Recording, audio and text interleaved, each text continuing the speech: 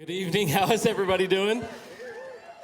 Welcome tonight, guys, to Raise Them Up Week 4. How many of you guys have been here every week? Awesome. Hey, give yourself a round of applause for that. That's amazing. You committed. That's awesome. So tonight, we have our pastor is with us tonight. And tonight, we're going to finish answering all of the questions that you guys have had over the last few weeks that we haven't gotten an opportunity to answer. Pastor Tony is with us, and the reason that we are here is we both have young kids, right? You have to talking to the microphone. Tell Tony. I forget that I can do that. We both have young kids, and Pastor, you have kids that are no longer in the home, empty nester. Yes, and we won't let them come back. And so we're going to talk all about what happens when your kids are not so young anymore. And what do you do as a parent? And so a lot of you guys are at different spectrums in the parenting process. Some of you are even grandparents or guardians even. And so this is I think this is a good way to close out tonight. But one of the questions before we get into some of the things that we had on the list, we just want to take a moment and answer some of the questions that have already come in. So let's just first talk about a couple of the things that we've talked about over the last couple of weeks have been, week 1 was all about parenting towards the goal, right?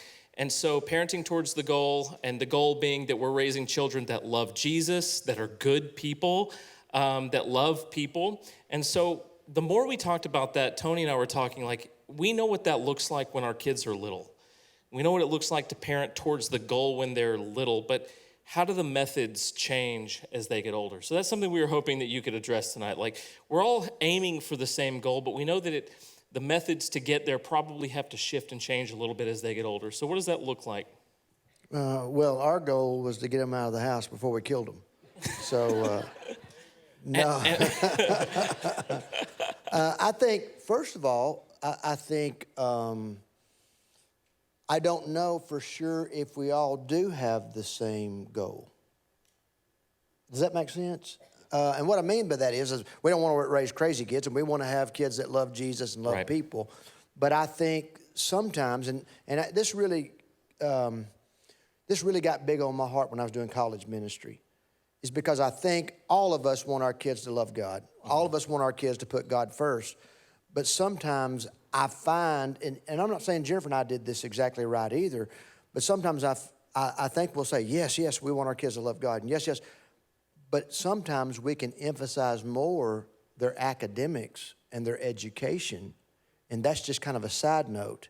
And so I'm all for academics and education. Hear me. I'm all for that. I believe in higher learning and getting your degrees. But I think Jennifer and I had always said that we want our kids, what is the definition of success? Is that a certain neighborhood? Is that a certain position in the company? Is that a certain amount of money in the bank? Those things are not wrong, but in my opinion, success is I've helped my children find the will of God for their life. That was our goal, is you were put here on this planet for a purpose, and me and Mom are here to help you find that purpose. Now, at the same time, we're challenging them to get good grades, to do their best. But our goal was, I want my kids to know, why am I here? Which is the question we all start out asking, right? But you're saying after they get out of the house, how do you still kind of help them achieve that goal? Well, just as they get older, when they're younger, we control every bit of their environments, right? We control what they get introduced to, and so in some way, as long as you know that you can control things and you can kind of, you're driving the car. As they get older and you sort of start relinquishing some of the control aspects as they get older, how do you still continue to parent them towards the right goals? I think you turn into more of a coach. Here's the way I am with my kids now. So both my kids are married. Got my second grandbaby on the way. Yeah, they're awesome. Kids were, I'm just kidding. But more now, I let my kids know I'm always here. One of the things that Jennifer and I, since they're both married now, I will tell you where I think sometimes people make mistakes is we don't butt in. We don't butt into their homes. We don't come in and give it unasked for advice. But we always let them know that we're here, and if we don't know it, we'll help you find out. But we act more as coaches now and encouragers, because honestly, they're not under my authority anymore, right? And so finding that balance of, because the Bible says that you are to leave your mother and father and cleave unto you. And if you don't leave, you can't cleave. Right. And sometimes people don't, the parents won't let them leave. And they try to meddle. I hope I ain't getting any business. But they start meddling in their, and my mother was very good at this. Now my dad, he was definitely good at it. I don't know if he even knew where me and my wife moved to. But my mom was always good about never just butting in, trying to give advice that we didn't ask for. But I always knew my mother had a lot of wisdom. So there would be times we'd go talk to Mom. We still do. But I think you have to move over into not an authoritative figure, but more of a encourager and a coach. That should come natural to you as a former detective, right, Tony? Yeah, right. I think the balance is, and this is probably a question on a lot of people's minds, is you don't want to butt in, but is there a point where it's necessary? Or if there's, maybe it's the stopping of something that you know is a very, very terrible idea or something like that. Oh, you mean my son-in-law actually hurting my daughter? Sure. I have guns. I have guns. I will definitely butt in. Yeah. Maybe not even as extreme as that. You have guns, Bobby? Yeah. Yes, he really I believe in went all guns. the way to the extreme. I will shoot you in Jesus' name. I want us to... We're not streaming yet, right? We'll roll that back. Yeah. But no, I do think, though, butting in's a strong word. I think if I see them hurting themselves, of course, if one of my children and their spouse got into some kind of destructive behavior and it's affecting them, absolutely, I'm going to go and say something. Mm-hmm. But I'm just talking about everyday life, We had a lot of questions that were kind of in this same world from you guys. One of them was, it's a lot about when your kids make mistakes, right? And how do we let them make mistakes? Because I think all of us can think of times where we really messed up as a kid and how much we learned and grew from that. And we don't want to steal that from our children, but we also don't want to, put them in harm's way. So the question is, how do I let them learn from their own mistakes without losing a good relationship with the question was with my teenager. So with my teenager, how can I make sure that I'm allowing them to learn without endangering this relationship that we have? Yeah. That one's hard for me because my kids never made mistakes. So not once. Yeah. I think just like you. I think it's the same thing I would say to an adult. Right. Fail forward, right? We don't want them living in failure. First thing I would say is take responsibility when you fail. Don't blame everybody else. So that's one of the things that we would teach our kids is don't come and tell me the reason that you slapped Emily, Chris, is because she walked in your bedroom, okay? That's a failure, by the way. Jennifer would always say, why is she crying? I said, he's probably thrown her to the sheetrock again, okay? But no, because what we can do is we can... It's a very aggressive household. Yeah. Yeah. He never did that, by the way. Jennifer's thrown me through the sheetrock, but I think there is a real balance there. Your kids need to know they can fail, and they don't have to live in that failure. Right. One of the things that Jennifer and I always try to do with our kids is they can tell us anything, right? Because if you don't have that kind of open door to them, then they're going to go talk to somebody besides yourself. How do you open that up? If you haven't had that, you didn't have the foundation for that, how do you start saying, you can say anything here? Well, I will tell you, one of the things I think helped my kids open up to me is as they got old enough, I was very honest about my failures. Especially when Chris is my oldest and he started entering into middle school. I sat him down and I told him, Chris, this is exactly how I got into drug addiction.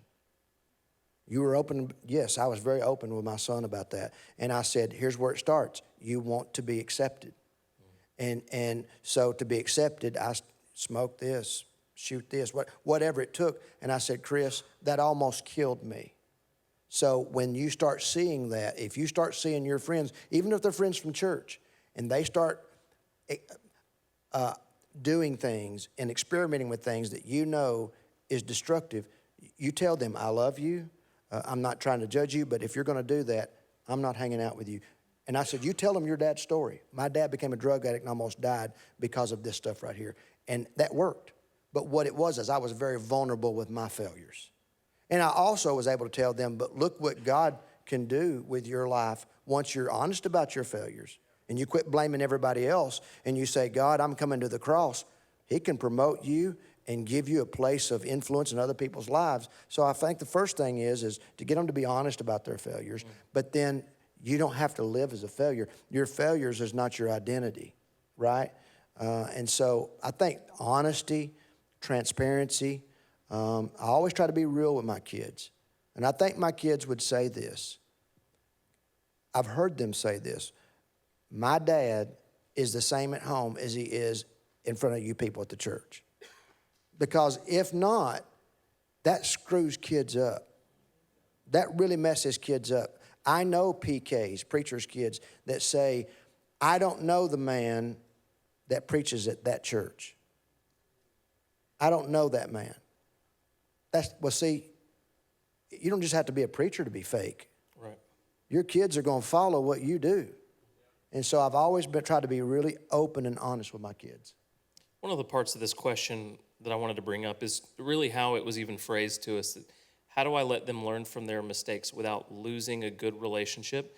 I think that's important because sometimes we can over or under parent, right? Depending on how our kids act. So like if your kid disappoints you or your kid makes a mistake, then you can kind of like overcorrect or even undercorrect. So one of the questions we additionally had was, is it possible to be too hands-off or too hands-on with my kids and their development? I absolutely do. That's like I said Sunday. The hardest thing for any of us to do is to maintain balance. I think that's the truth for all of us, though. We'll overcorrect, right? And so I'll repeat what I said Sunday and Saturday. For every mile of road, there's 2 miles of ditches. And so it's easy to hit a ditch. So I do think that there's an hands-off that we can do, and we allow other people to be speaking into our kids' lives. We can allow technology to be speaking into our kids' lives, and so we need to be hands-on. But I think also we have to know, too, at what point do you have to let them start making their own decisions? And so I've seen parents not allow their kids to make mistakes. And here's the thing. When they leave our house, they're going to do what they're going to do. So I really feel like training and pouring into our children. One of the things that I did with Chris a lot, it goes back to kind of the whole failure thing, is I would affirm, and Emily as well, but he was my oldest, so he's the one I got to really mess up on, and then that's why she turned out perfect, but according to her. But I would really talk to Chris, and I would affirm him, because he and I are different. But there are strengths in that young man. And like when he went to school and he actually started telling people, hey, if you're going to do that, I'm not doing that. And there was a strength in him that I didn't have in school. And I just bowed down and just did what anybody wanted me to do to be accepted. And so I really affirmed.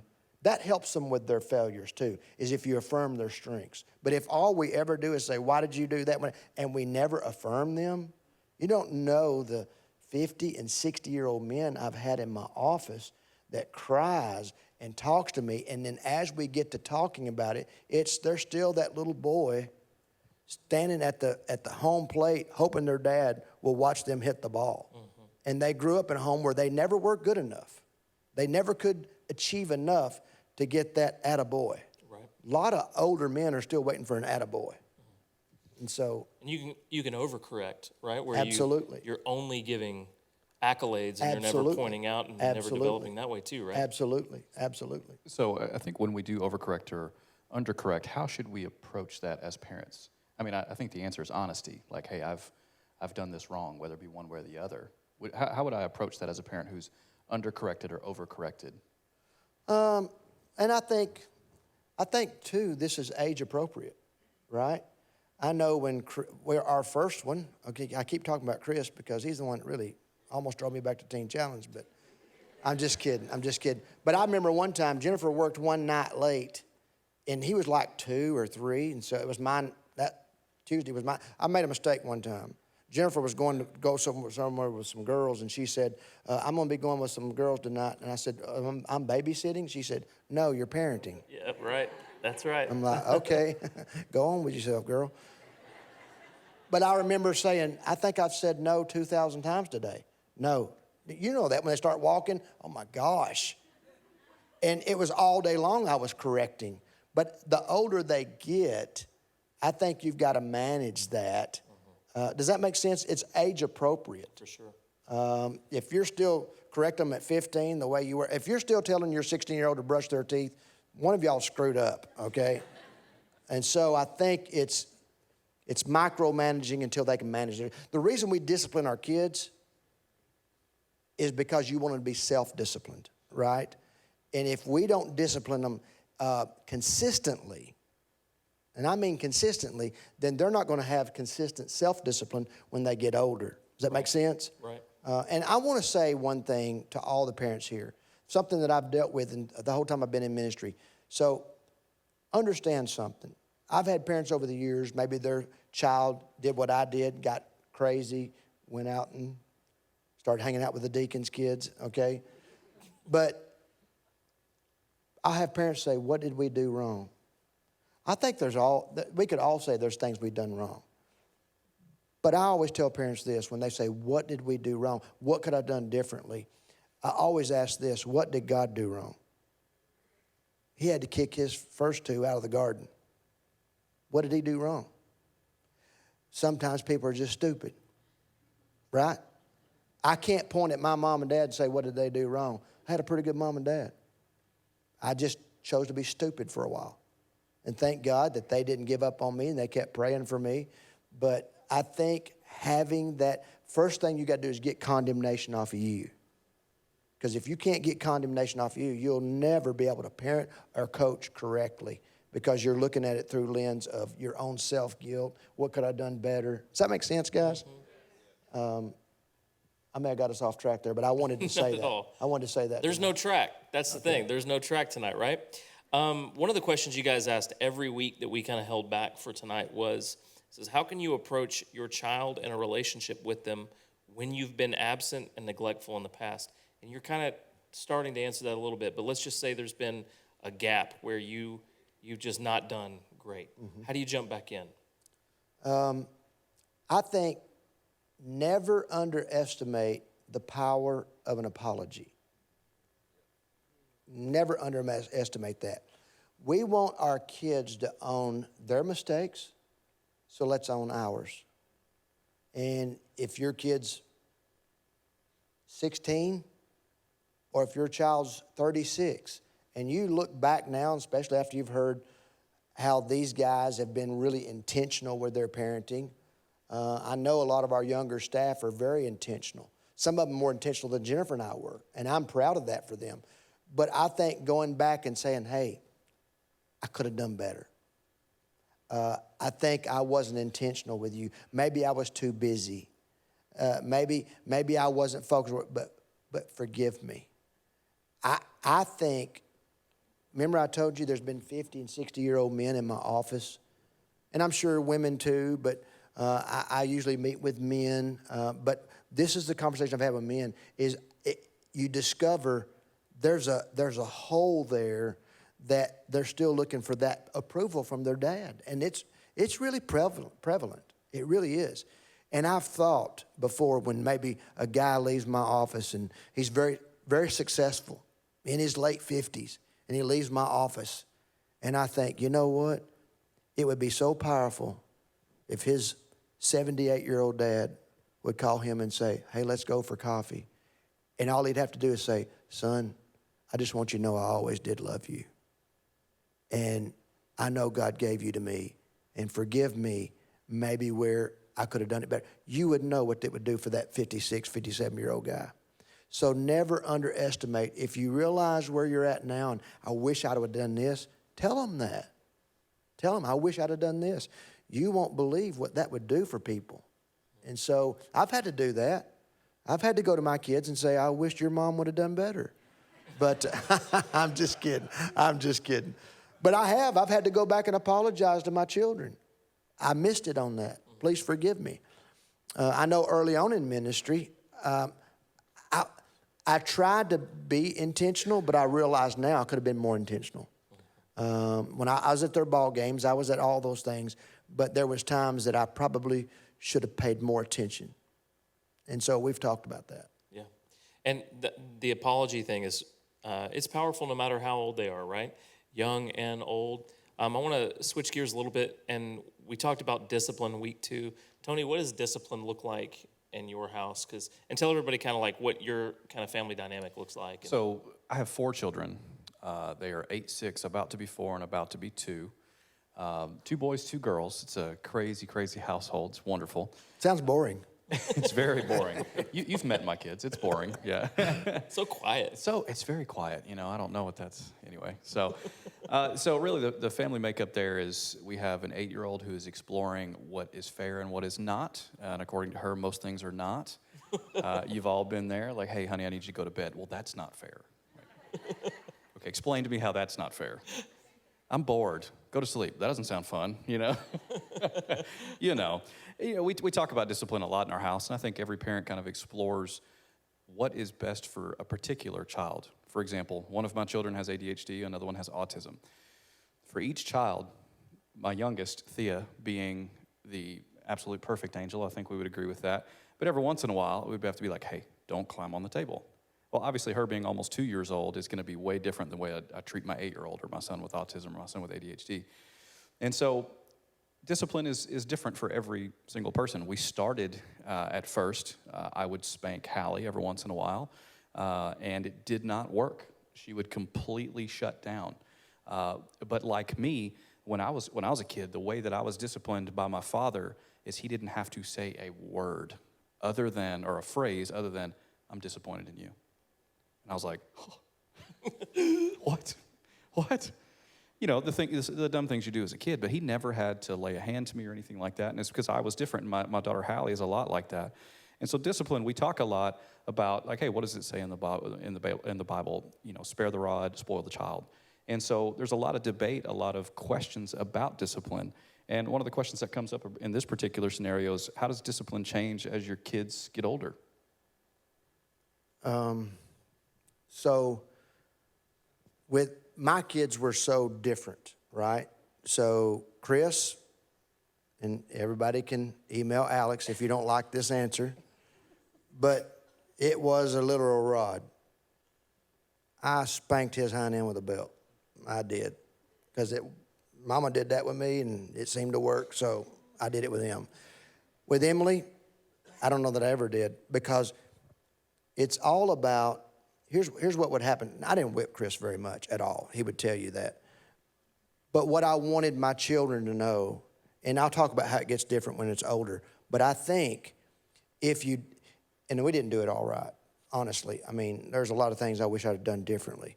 But one thing I did, 2 things I tried to really do with my children. I wanted them to know that I was always there. I tried to be there at every event they had. And I have a busy life, but I tried to be intentional with my children. But I also wanted my discipline to be consistent.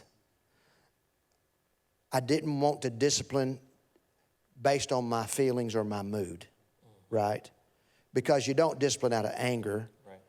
And so, but what I discovered is when you teach your children when they're little, when they're a lot younger, that my word means what my word means, when they get older, your word means what it means. And let me tell you what I mean by that. I never lied to my kids when it came to discipline. What does that look like? You do that again, I'm going to spank you. You do that again, I'm going to spank you. Now, I said stop doing that. I hate seeing that. Because what you're teaching that child is your words mean nothing. Your words mean absolutely nothing. So if I told Chris, and I didn't spank every time he got in trouble, but if it came to that where I know he was in direct rebellion, and I said, Chris, I said, don't do it again, and if you do, Daddy will whip you. I don't care if I'm meeting with the President of the United States. If he does it again, excuse me, sir, I got to take care of something. Here's what I found out, though, guys. Here's what I found out. And every time I chose with Chris to spank, okay? And I'm going to tell you why, not with Emily. Because the goal is to get them to submit to my authority. Why? Because when they're 30, I want them to submit to God's authority. And if they don't submit to my authority at 5, at 10, at 15, then they're not going to listen to God when they're 30. Now, I'm not saying that they always listen to God. But when I said, Chris, pick your shoes up. And what I'm saying is, by the time my children got to a certain age, I didn't have to threaten. I didn't have to say time out. My word meant what I backed up my... See, the only thing that gives your words power is action, not just more words. See, we think... Here's how sometimes I've seen it happen. Honey, don't do that again. Mama's on the phone. Or daddy's on the phone. Honey, stop. Now quit. Don't do that again. And then they'll do that about 5 or 6 times, and all of a sudden, I said stop. You should never get to that point. You look like a blooming idiot. Right? Because we're saying what we teach our kids, we're training our kids, what we train our kids 6 times, we're going to beg them not to do it. On the 8th time, we're going to scream. The jugular vein's going to come out. Eyes going to pop out of the head. And that's when they know you're serious. But see, I wanted my kids to know I was serious the first time I said it. First time I said it, I'm serious. What I'm saying is, by the time my kids got into middle school and high school, there was no debating over whether they obeyed me or not. They had so knew that Dad loved them, that nobody loves them more than Daddy does. But when Daddy says what he says, he means what he means. Does that make sense? Mm-hmm. For sure. And so and I would always tell my kids after a discipline moment, the reason I'm doing, I never told them this is going to hurt me more than it does you, because it literally didn't, okay? It hurt them much more than it hurt me. But what I would tell them is, what I'm doing is God gave you to me on a loan. You're really his. And what I'm training you to do is to listen to his voice. And bud, if you don't listen to my voice, then someday you won't listen to his voice, and that could cost you your life. So I'm training you to hear God's voice, because he always wants what's best for you. And I always want, real quick story on how my kids were different. So this was back when we was over at First Assembly in the smaller church. We decided one day, and I don't know why this one, but it was just disobedience. But we decided one day we was going to go to Domino's and get one of those cheeseburger pizzas. Does anybody ever remember those? They didn't last very long. So I thought, we'll get a cheeseburger pizza. We get home. Well, both my kids started throwing a little, I'll just leave it at that, like acting stupid. And I said, you're just going to try it. No, I'm not. Okay. You can say I don't want to, but you don't tell me no, right? You're going to try it. And so it just became very disrespectful. And so I headed down to get the belt. Chris wasn't going to break. No. All I heard on my way down is, I love it, Daddy. I love it, Daddy. Emily had a whole piece of pizza ate before I got back upstairs. See how easy she was to break? Chris still sitting there going, I ain't eating that pizza. So he was a little bit more stubborn. But I think you have to parent differently too. Yep. Kids are different. Do you think, kind of in that same vein, now this is, obviously kids' discipline can vary child to child. Now, there might be a tough balance between parent to parent. Like, for example, my father did not have a literal rod, but my mother definitely did. It was this wooden ladle. It was like the head was like this big and it had a crack in it. And it pinched skin when you got hit with it. You still remember that? Vividly. She still has it. She's not used it in a while, but she does still have it. Yeah. Were you like scared looking around just then? Like, is she here? Is that what you were doing? Yeah. It's like you never know, you know. But can discipline with the same goal of, obeying God's voice in the long run, can discipline look different to one child by different parents? Absolutely. Just like with Emily, it wouldn't take anything for her to break. And all I'd have to say, Emily, and it says, oh, Daddy, whatever. I mean, she's there. Chris, he was just a stronger-willed child. And but then you see after they're older, their giftings are different too. And so, yeah, I think you have to be sensitive to them, be sensitive to the Holy Spirit. You know, He'll tell you. And I think I would say too, guys, we're Christians. Be in tune with the Holy Spirit. He knows your child better than you do. There are times, and I won't get into the details, we don't have time, but God has literally spoken to me about my children in such a way that I have had my kids later on, if I say something to them and I was to say, here's what I believe God is telling me, they might not at that moment, but I've had my children come back to me and say, Dad, exactly what you said is exactly what was going on. They just didn't want to tell me at that moment, but God had shown me. So we're not parenting, and even if you're a single parent, you're not parenting alone. We have the guide on the inside, the Holy Spirit. And I know people are kind of freaking out right now about our culture. Listen, just don't take God by shock. He don't see the news this morning and fall off his throne going, I didn't see that coming. Wow.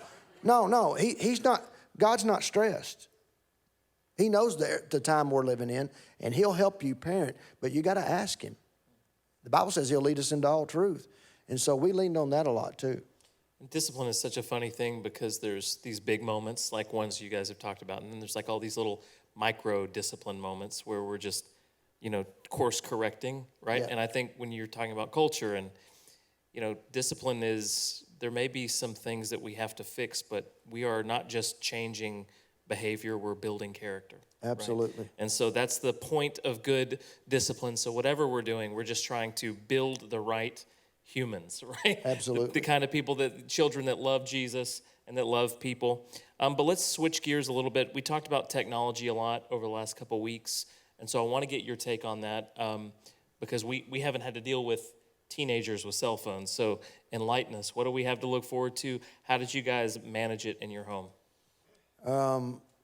So we probably didn't give ours phones as young as some people do. Some people are giving it to them in the crib, okay? But we didn't.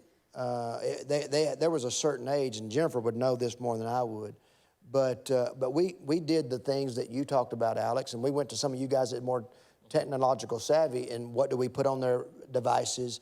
How can we monitor what's going on? And we would try to, as best as we could. But here's the deal. If your kids go to school, you can't monitor that anyway. Or they look at somebody else's phone. And so I think we're trying to deposit truth into them of this. It's always teaching. What will this bring into your life? You know what I'm saying? Right. So it's really about communicating. Have a great dialogue with my brother's here, my sisters, my mom's here. Now, dads, we have to talk to our kids, man. Moms are pretty good at this, but dads sometimes we can stink at this. And I'll be honest with you, my dad and my brothers and sisters would tell you this. We love him. He's in heaven today. But he left all the teaching up to Mom. Now, he would go to church and teach the people, but when it came to our home, it was mainly Mom's job. And I think what would have helped us some if Dad would have sat down and said, hey, bud, let's talk about what's going on in your life, okay? And so I think, dads, we got to step up, because what I'm saying is you can try to put all the things to block things on the technology, and, and I was the type, I'm the same way. My kids never tried to do this, lock the door where you can't get in. This is my house. That door, your bedroom is my bedroom. You really owe me rent, you little jerk, right? And so we didn't have to deal with that stuff, but I think you cannot think that some kind of protection device on their phone is going to do what you sitting down and having daily discussions with them will do. Mm-hmm. You have to be in your kids' lives, and you have to have uncomfortable conversations. Mm-hmm. And talking about parenting differently, Tony said something. One thing Jennifer and I always tried to do is we're one when we parent. If Mama said it, it's law. If Daddy said it, it's law. You're not going to get one answer from her and one, because those little creatures will work you against each other. You ever had her say something that you had to back, though, that you were like, oh, goodness, right? Like, were you guys always on the same page with this stuff? Or did Jennifer ever say something that you were like, I can't Oh, believe she would never do that. or you, the other way around? You know, I can't think of one right off, but early on, we let our kids know you're not going to play us against each other, right? We're one. And so, and I'll say this too, guys. The greatest thing, and if you're single, like I said, God is there with you. But if you're married, let me tell you, the greatest thing that you can give your children is a good marriage. That's what they need the most. If they sense tension and division between you and your spouse, they feel that. I know, and I don't know if Chris is in the room, but if he is, get over it. But no, I really mean this. So when he got around 13, 14 years old, I was sitting in the living room, and him and his mom was in the kitchen. He got that, feeling like a man thing going on. And I heard him say something very ugly to my wife. And I just went in the kitchen. I stopped what I was watching, and I went in the kitchen, and I said, "Did I just hear you talk to my wife like that?" I said, "Let me tell you something. You ever say something like that to my wife again, I'll knock your front teeth out." I said, "Ain't no man in this city talking to my wife like that." And I said, "That's not just your mama. That's my wife. You apologize to her right now."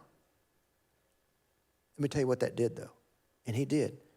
I went back in the living room, started watching TV again, and my son, a few minutes later, came and sat right beside me.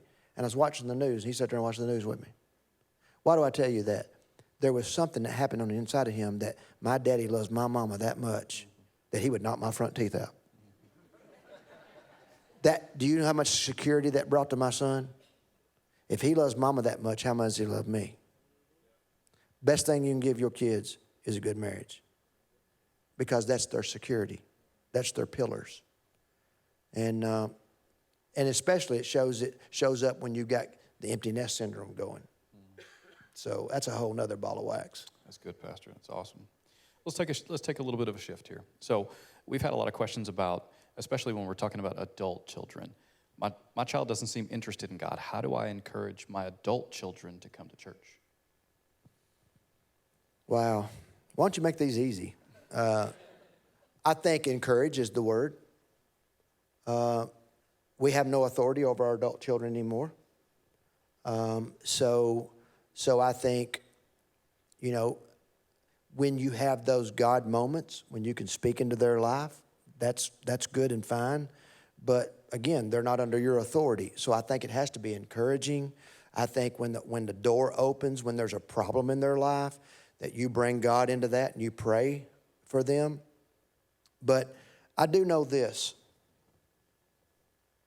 What helped me with parents sometimes that would come into the church, and they've got prodigals. We know what prodigals are.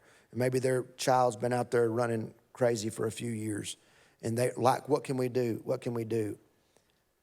And I think there's a real balance here on trying to overprotect them or over control them. You need to be in church. What's going to happen is they're just going to start tuning you out and turning you off. When I first got into ministry, people knew my dad was a preacher in this community, and they heard my story of me going to Teen Challenge and God delivered me from drugs. And so what happened is all the parents started coming to me. Will you go see my child? Will you go visit my son? Will you talk to my husband? Will you? And I'm running all over town chasing people that don't want to be caught, right? I mean, I am making it worse, because now they're not just ticked off at their mom or their spouse or their husband. Now they're ticked off at me because here's this dumb little preacher standing outside my work waiting for me to get to my car. What that does is that pushes them farther away. And so I stopped doing that, and I started telling people, when your child or when your husband or when your spouse wants to change, wants help, then you have them to call me. Well, I think it's the same way with our adult children. I think we always let them know, hey, we love you. We're here. If you want to go to church, we'll go to church. But I don't think you can ever, if you try to start forcing that, you push them farther away. On the prodigal son note, The father was always out there waiting, but he never went. He knew where the son was at. The son was in the pigsty, right? He's eating slop. The father didn't go grab him by the throat and drag him back home, but he always wanted the son to know, I'm here and I'm ready. So here's what I tell people. If you've got an adult child that's wayward and they're living away from God, here's what I want to encourage you to do. If you believe in the power of prayer, which I do, then I would say this: talk to God more about your child than you do your child about God. Because a lot of times we think, oh, if I haven't said it the right way yet, or I haven't got the right person to go talk to him yet. No, listen. What you got to do is, if we believe in the power of prayer, we really start talking to him about them instead of them about him. And I have shared that with parents, and I've seen so many say, that worked. Well, why? Because God knows how to prick their hearts. God knows how to draw them home. So that's what I would encourage with adult children. One of the questions that we got was, my teen is asking tough biblical questions that I just don't have the answers for. What do I do? Call Alex. No, phone a friend. If you don't have the answers, then that's what we have youth pastors and children's pastors here for. And it's okay if you don't know the answer. There's things I don't know the answer to. But that's where we ask for help. And then if that don't work, Google it. We ask each other for help around here. Huh? Absolutely. I remember one of my first days here in the office. I was back in a closet on the other end, and you came in, and we started talking about the Holy Spirit, and you asked me questions about it, and I was like, I am new. This is the most bizarre thing that you would think that I would have any sort of answer, but it set the precedent for this is the kind of place where we all ask questions. Absolutely. You can find truth anywhere, right? Absolutely. Absolutely. Even Tony. Yeah, even me. Yeah. Don't do that. No, I'm kidding. So, and I think a part of what you were saying just a minute ago reminded me of what you were talking about in your message this weekend. Gifts of the Spirit show how real God is. Fruit of the Spirit show how real we are. I think a lot of times, especially, and you had mentioned this before, and we've talked about this many, many times, but when we're trying to witness to people, especially our children, a lot of times what we can use, A, is our testimony. B, they can just see the fruit of our life. People are chasing happiness all the time, no matter their age. They're chasing happiness, especially adult people. If I'm in a position, before I had a real relationship with God as an adult, touring the country as a musician, I'm looking around, I'm thinking, man, I am not happy, not even in the slightest. It wasn't until I saw the example of somebody who had fruit in their life that I really started to see that's the thing that I want. That's the thing that I'm chasing. And now I'm starting to ask more questions, and now I'm starting to have a real relationship. My wife, bless her, she says, I'm not sure I want to be married to a man that doesn't have a relationship with God, that doesn't believe in God. And I'm like, I want this happiness. I want this. And so I started to chase that. Yeah, and I think this, so let me share this story real quickly. It goes back to the first question of what is our goal for our children, right? And our goal is that they will find why they're here on the planet. Because I actually believe that God's got a purpose and a plan for every person that's on this planet. And I think we'll never be totally happy or fulfilled until we find out what that purpose is. Brother Adrian Rogers, he was a preacher down in the Memphis area. He's dead now. But he used to make this statement. He said, your career's what you're paid for. Your calling's what you're made for. I don't want my kids just to find a career. I want them to find their call. Because that's when they're really fulfilled in their purpose. Yes. And so, that being said, I was a part of the CADCA coalition in Putnam County years ago. I had just started pastoring. And what was crazy is, the CADCA coalition is when meth had gotten real bad in Putnam County. When it first really started getting bad back in the early 2000s. And so they called and asked if I'd be a part of this coalition. Well, this coalition was made up of judges, the DA, the sheriff, the chief of police, and yours truly. Now, you talk about filling out a place.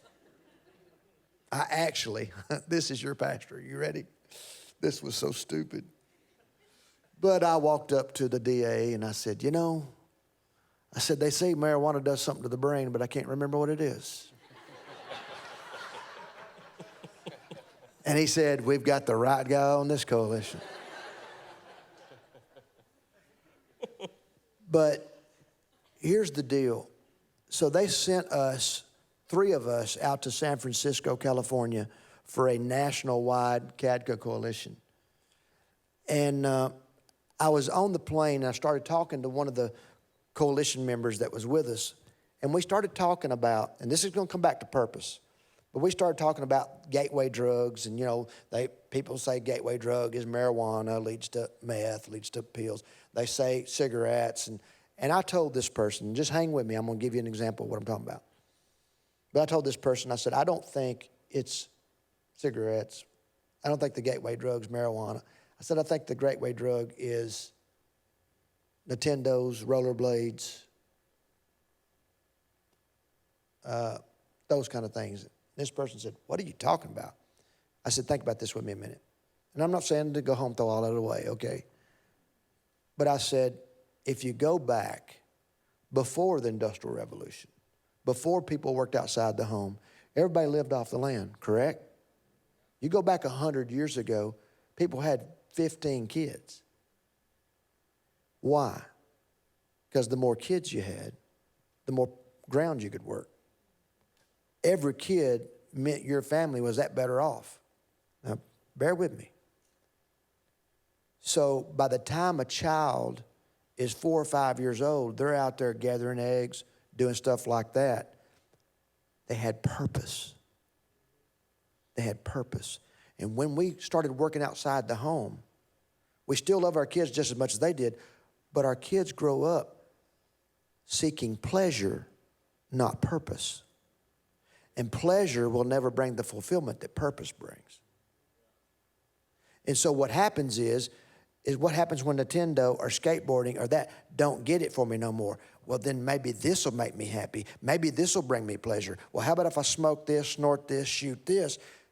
So I believe, and that's why Jesus said in the last days, men will become lovers of pleasure rather than lovers of God. Because now we've got a world full of what can I do today to bring me pleasure before I go. I'm not against having pleasure, but purpose is what brings. See, we were created for purpose, not for pleasure. The first thing you see God give man in the garden is a purpose. Here's the earth. Now you're responsible. That was before the fall. Here's the earth. You're responsible for it. He gave him responsibility. He gave him purpose. And so what I could tell you as a parent is help your kids find purpose when they're little. I'll go visit people. Now, I'm not talking about none of you. It's the people that didn't show up tonight. But I'll go over to somebody's house. Can I meddle a minute? There's a 16-year-old laying there on the couch, and there's a guy my age with a lawn shirt on out there mowing the yard. There's something wrong with that. Oh, y'all got real quiet. Y'all doing that? No, I'm saying we've hurt our children by replacing pleasure, by replacing purpose with pleasure. And this person I was talking to that was a part of this coalition looked at me, who was high up in our educational system, and said, I have never thought of that, but I believe you're exactly right. I have never thought of that. Because, see, if we're not careful, it gets into how much fun can I have today before I go to bed? And that's their whole purpose in life. We weren't created to have fun. We was created to get stuff done. Then we can have fun on the weekends or whenever, right? My mom, I remember one time I was telling my mom, she grew up, there was 3 girls and they worked like men on the farm because my grandpa had no sons. So they worked like men on the farm. And I remember one time, I never said it again. I mean, I had mini bikes and motorcycles and all kinds of stuff that she didn't have. And I remember sitting there on the front porch of Mom, and I said, I'm bored. And I remember Mama looked at me and she said, you know, I never said that when I was a girl. I'm bored. And then I got to thinking, no, because when she got home from school, they put their work clothes on and went to the milk barn and helped their daddy milk cows, do all that. And then they went in, helped Mom get the table ready for supper. Then after supper did dishes and then did homework. And that was every day. And on Saturday, they worked. And if they had time, they went to the creek on Saturday afternoon. She turned out pretty good. She's 91 years old, still goes to the jails every week to minister to women in jail. Her life's always been about purpose. Mm-hmm. Purpose is power, guys. That's what we teach our kids, purpose. I got on a tangent there. So, You're good. Did you ever tell your mom that you were bored? Oh, yeah. What'd she say? Well, there was a few things she said. She's a German lady, by the way. oh, And, yeah, a few choice words in German that I won't repeat here. And she would have plenty of things for me to do. Right, that's what my mom would say. I'll give you something to do. I know how to sew. I know how to iron. There's plenty of things that I could do in our house. And keep in mind, she did these things every single day, all day. And so if I'd say, Mom, I'm bored, she'd be like, oh, that's great. I'm doing laundry right now, and there's plenty of things for you to iron. So we have time for one last question tonight. And this came from you guys. It said, our kids are gone, and we feel lost. So what do we do now? Party. That was hard for Jennifer and I, honestly. We'd always talked about the empty nest, but I remember, again, Chris being my first. He and I, buddies. I'd go to take him to Atlanta Braves ball games when he was little, and we did that all the way up through till he got married. Matter of fact, when he graduated high school, I said, what do you want for high school graduation present? Because he'd been such a good kid, honestly. Never caused me any problems. And he said, I was thinking he's going to computer for college or, he said, Dad, I want me and you to go to a Braves game. And so we went to a Braves game. And so what happened is when he got married, I'm going to tell y'all, I cried worse than Jennifer. It was sad. I mean, suck it up, dude. And I remember the day he got, all of his groomsmen were there at the house the night before he got married. And they already had the place where they're going to move into. And so him and his groomsmen all leave the house. And I realized it hit me. He's never going to come back and live here. I walked in the bedroom and I told Jennifer, I said, I love Kenzie, but I don't like her today at all. And me and Jennifer cried for 2 weeks. 2 weeks. Because, I mean, Here at that the was office, too, man. He was a basket case. Oh, my gosh. It was horrible. Now I'm like, woo, glory to God. And then Emily got married, and I cried at Emily's wedding when me and her did the dance, and idiots had to play Butterfly Kisses. I mean, who does that, right? Stupid song. So what's funny is now Chris has got his little girl. He's got his little girl now. And so I dance with Emily, and my mascara's running everywhere, right?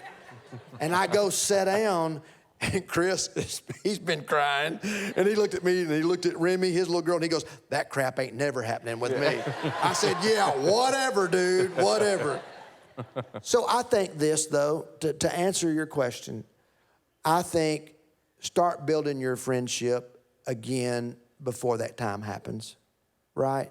Because here's what I tell couples, too. Jennifer and I are the root. When we came together, we became one. We're the root of that family. These children are the fruit of that family. When the fruit leaves, what shape is the root in? Because what happens a lot of times is you neglect the marriage because we got to raise these kids, and we're running here, running there, taking them to soccer games and basketball games, and she's doing her thing, he's doing his thing. What happens is the kids leave, there's nothing left. And so Jennifer and I have always had a good dating relationship. We've had our problems, but we are best friends. We're best friends. We ride motorcycle. We would actually take, when our kids were smaller, we would take them to a grandparent's house or somebody's house or just drop them off at the dog pound, whatever. But we would take little mini vacations every once in a while, just me and her, and get away. And I had people say, oh, I can't believe you do that with your kids. Well, we still got a great marriage, and they've gone on with their lives. And so don't neglect your marriage while you're raising your kids. That's the key. Because that's where they came from, right? That's the root. They're the fruit. And so I think if you'll be doing that, the empty nest, even though there's kind of a setting, because, we're in that phase of life where our kids have left. My dad passed, her dad passed. So you're in that phase of life, well, man, there's big changes happening. And so besides Jesus, we're who we've got. And so does that For sure. answer it? This is the strongest point to leave tonight, because the greatest thing that we can give our kids is a strong me and a strong relationship, right? That's a good one for us to leave on. Can you guys thank Pastor Bobby for joining us tonight? Thank you for doing it. We want to make sure that you guys know about what's coming up over the next few weeks here on midweek for Wednesdays. Next week is our full campus prayer service that's happening here in the auditorium. So please come, because not only will we be praying, but we'll also have family dedications. And so there is still time for you guys to sign up if you have kids and you've never been a part of that service. You are, as a family, declaring to raise your child in the ways of Jesus. So if you've never done that, we want to encourage you guys to sign up for that. And then immediately following, like the following Wednesday night, we're going to kick off a 3-week series with Pastor Bobby Sebastian called Money Matters. And so the first 2 weeks, he's going to talk about how to deal with finances. The third week, he's going to talk all about investing. If you have investing questions and want to know how to get ahead with your finances, it's going to be an incredible series, and nobody's more qualified to talk about it. He's than really him. good. We used to have him do it with our staff. It's scriptural, but it's fantastic information. So we got a lot of great things coming up. I'm going to pray, and then we'll be dismissed. Let's pray. Father, thank you so much for this time together. Thank you for illuminating your word for us tonight as we discover what it means to be followers of Jesus that are raising followers of Jesus. And God, I just pray for a special blessing and anointing on all of these parents, grandparents, guardians, married couples that are here in the room tonight, Father. Fill us with the strength and the boldness to do what we need to do when it's time. And Father, fill us with your strength to be the kinds of parents and leaders that you've called us to be. God, we love you. We do all of this under the strong name of Jesus. And we all said, amen.